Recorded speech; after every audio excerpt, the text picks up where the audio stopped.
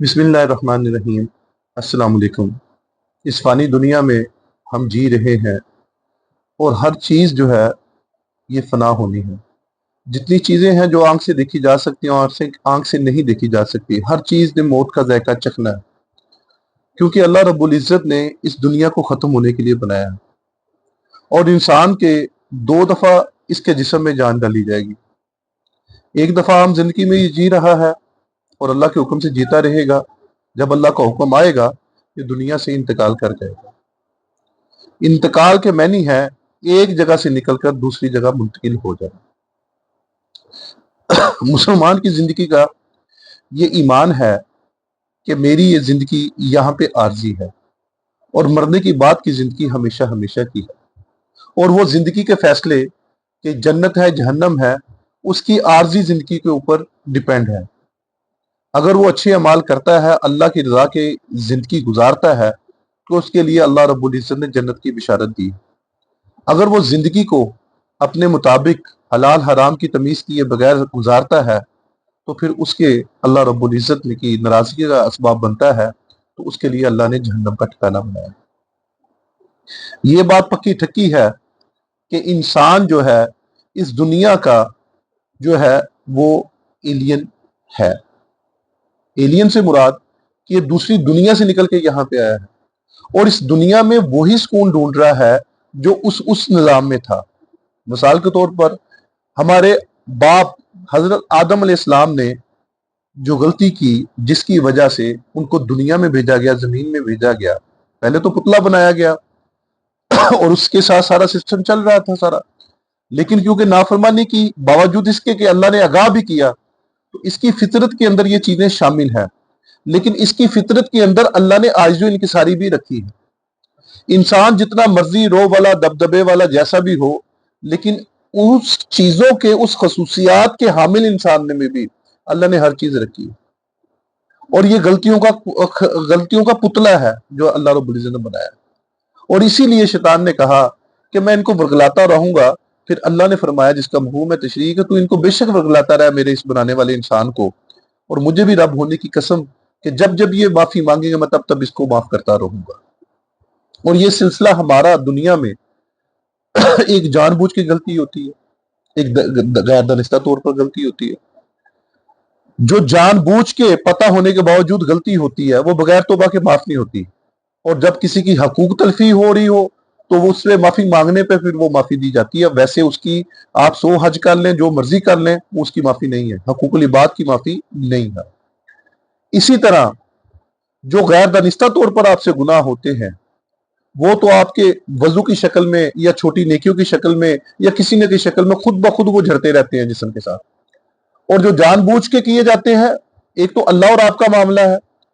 जैसे कोई भी तन्हाई में आप गुनाह करते हैं, कोई गलत सोचते हैं, या तन्हाई में किसी की गीबत करते हैं, या तन्हाई में बैठे कुछ करते हैं, या लोगों में बैठ के अपने गवाह बना लेते हैं, किसी की हक तलफी करते हैं, तो जो तन्हाई के गुनाह है जिसमें आप और अल्लाह रब्बुल इज्जत है, उसकी तौबा तो ऐप से वो भी माफी हो जाती है।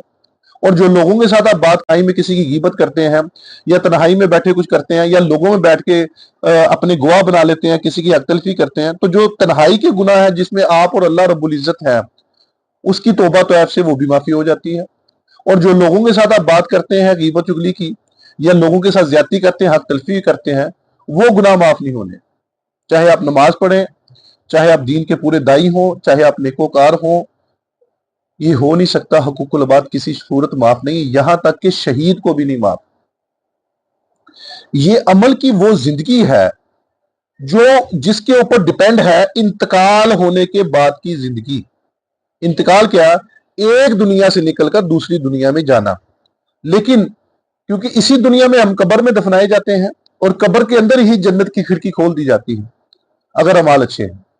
और दूसरी तरफ अल्लाह ना करे, अल्लाह ना करे, अल्लाह ना करे, अगर अल्लाह की नाराजगी के साथ गया दुनिया से, तो जहन्नम के अजाब वहीं से शुरू हो जाता है इसके ऊपर। और इसके बाद बात यहां पे खत्म नहीं होती।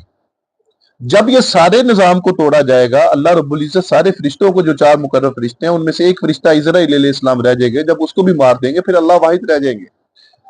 फिर ये पहाड़ों का, नदी नालों का सारा सिस्टम माइनस में हो जाएगा। कोई सूरज, कोई सिस्टम, कोई चांद तारे नहीं होंगे, अकेले अल्लाह की जात होगी बस। چھوٹی سے چھوٹی مخلوق بھی مار دی جائے گی، اور اللہ اس دن اپنا شرک نہیں برداشت کریں گے، کسی کو شریک نہیں بنائیں گے، اور اللہ کہیں گے کہ خالق مالک کون ہے، خود ہی جواب دیں گے بے شک ہم ہی ہیں، اور بے شک کہ ایک اکیلا ہی خالق مالک اللہ ہے۔ اور پھر اس کے بعد ہمیں دوبارہ اٹھایا جائے گا، یہ دوسری دفعہ کا زندہ ہونا ہے، اور جب دوسری دفعہ زندہ ہوگا اس وقت ہم ننگی حالت میں ہوں گے۔ صحابہ کرام رضوان تعالیٰ اجمعین نے حضور اکرم صلی اللہ علیہ وسلم سے پوچھا کیا ہمیں ایک دوسرے سے شرم نہیں آئے گی؟ تو آپ صلی اللہ علیہ وسلم نے فرمایا جس کا مفہوم ہے کہ اللہ کی ہیبت، اللہ کا غصہ اس درجے کا ہوگا کہ تم اپنی شرم گاہوں تک بھول جاؤ گے۔ یہ مفہوم ہے تشریح، یہ دوسری دفعہ کا زندہ ہونا ہے۔ اس کے بعد پھر اگلے مقام ہے، اس کے بعد پھر جنت جہنم ہے، اس کے بعد یہ میدان حشر کا میدان لگنا ہے، اور دوسری دفعہ ہم نے اٹھنا ہے۔ اب یہاں پہ ہندو دیکھیں کہ وہ اپنے آپ کو جلاتے ہیں، راکھ بناتے ہیں، اور دوسری کئی لوگ ہیں جو میتوں کو اپنے پاس رکھ لیتے ہیں، ان کو سجاتے ہیں، کوئی ممیز بنا لیتے ہیں، کوئی اپنے پاس ہی رکھتے ہیں۔ ان ساروں کے اندر جان ڈالی جائے گی۔ ہاں، یہ جو ہندوؤں کے بارے میں ہے کہ یہ راکھ کو جلاتے ہیں گنگا جل میں، اس کی کھوپڑی کے اندر جب جلانے کے بعد اس کی کھوپڑی رہ جاتی، کھوپڑی کو بھی توڑتے ہیں، اس کی بھی راکھ بنا لیتے ہیں، اتنا جلاتے ہیں اور پھر جلانے کے بعد اس کو گنگا جل سے پہاڑوں کے اوپر سے یہ ہوا کے ذریعے پھینک دیتے ہیں، اور یہ خیال ظاہر کرتے ہیں کہ شاید اب ہم نے جو ہے یہ فضا میں مل گئے ہیں، اب یہ پوڑے ہماری چیزیں، ہماری کوئی بھی ہمیں اکٹھا نہیں کر سکتا۔ یہ انسان کی عقل کی وجہ سے ہے، اور شیطان کی وہ نیت ہے جو ہندوؤں کے اندر اس نے ڈالی ہے، اور اس کے بارے میں اللہ قرآن پاک میں فرما رہے ہیں کہ ہمیں رب ہونے کی قسم، ہم سمندروں سے، پہاڑوں سے، پانی سے، ہر چیز سے ان کی ہر چیزیں اکٹھی کریں گے، اور اکٹھا کرنے کے بعد ان کو دوبارہ زندہ کریں گے، ان کے پور تک صحیح سلامت ان کو دکھائیں گے، اور کہیں گے، مفہوم تشریح، جس رب کے لیے پہلی دفعہ پیدا کرنا مشکل تھا کہ دوسری دفعہ پیدا نہیں کر سکتا تھا، یہ اللہ ہی ہے جس نے ان کی عقلوں میں پردہ ڈالا ہے،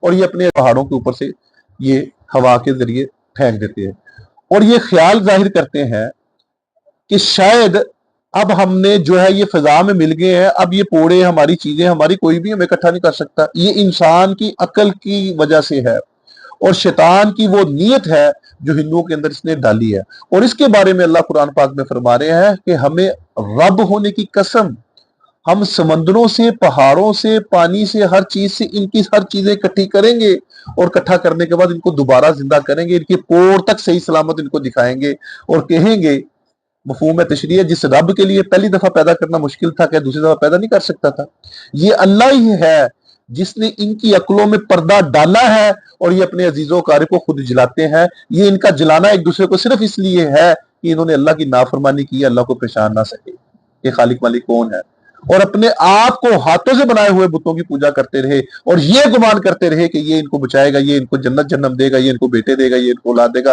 حالانکہ ایسا نہیں ہے۔ کون ہے جو اللہ کے سوا عطا کرنے والا ہے؟ وہ اللہ ہی ہے، وہ اللہ ہی خالق مالک۔ آپ مذہب سے دیکھیں، آپ اپنے یقین پہ دیکھیں، آپ اللہ کی عطا پہ دیکھیں، آپ اللہ کی رحمت پہ دیکھیں، تو آپ الحمدللہ فخر کریں گے، ٹو بی پراؤڈ بی اے مسلم، کہ آپ مسلمان ہیں۔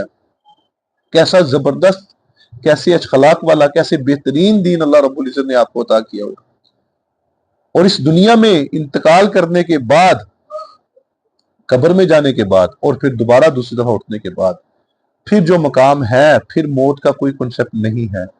پھر اللہ کے علم میں ہے کیسے اللہ ہمیں میدان حشر میں، جو ہمیں چیزیں پتہ ہے میدان حشر کی کہ اس میں میدان حشر لگے گا، اور سب سے پہلے سیدنا ابوبکر صدیق رضی اللہ تعالیٰ عنہ کا اعمال نامہ پیش کیا جائے گا، کیونکہ وہ حساب کا دن ہے، اور اس دن میں جو جو ظلم انسانوں نے انسانوں کے اوپر کیے جائیں گے، ساروں کا بدلہ دیا جائے گا، اور پھر اس کے بعد اگلا سسٹم، پھر یہ اللہ کے ہاں دائیں ہاتھ میں اعمال نامہ ہے، پھر پل صراط ہے، پھر بغیر حساب کا جنت کے ہیں، یہ اگلے معاملات ہیں۔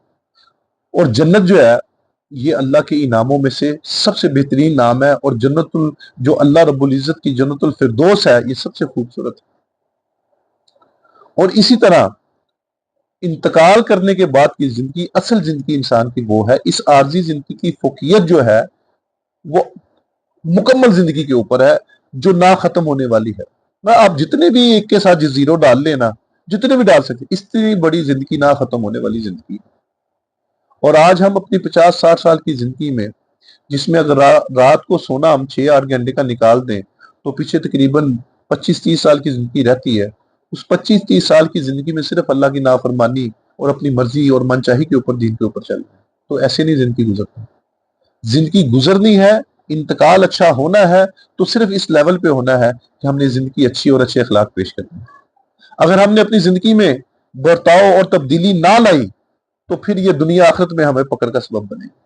इसलिए इस चीज को देखना कि मेरा मस्कन यहाँ पे आरजी है। किसी अल्लाह वाले के पास किसी ने पूछा कि अल्लाह वालों आबादी कहाँ है, तो अल्लाह वालों ने बड़ी प्यारी बात की कि बेटा यहां से सीधे ही चले जाओ, आबादी भी है और शहर भी है।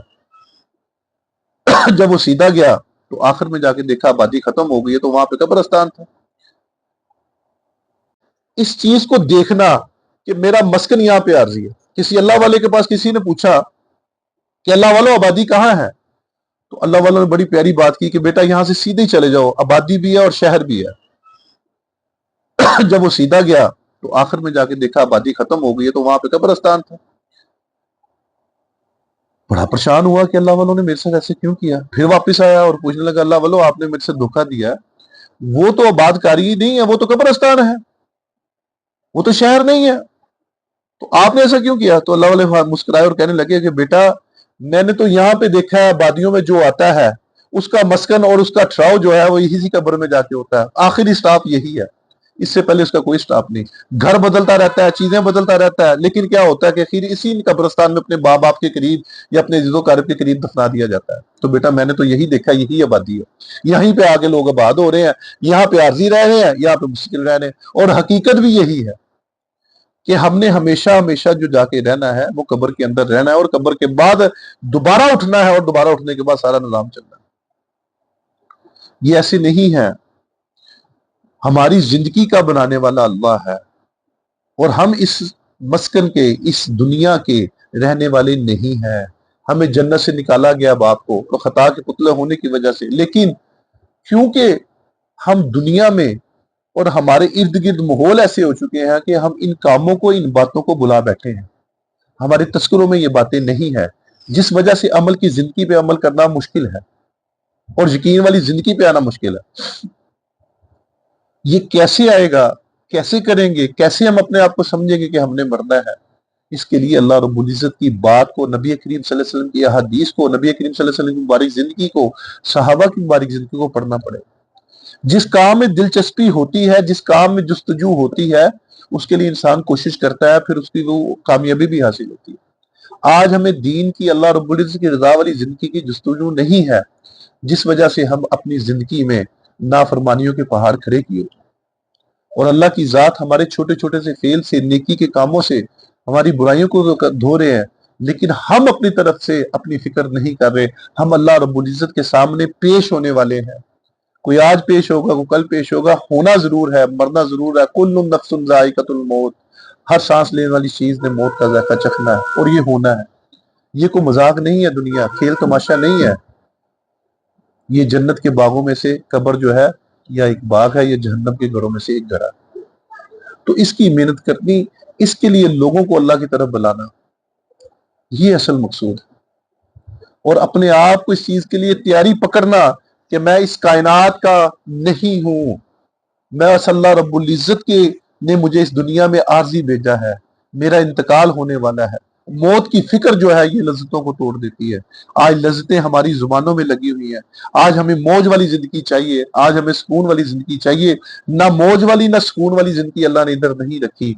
मेक मेकर अल्लाह है, बनाने वाला अल्लाह है।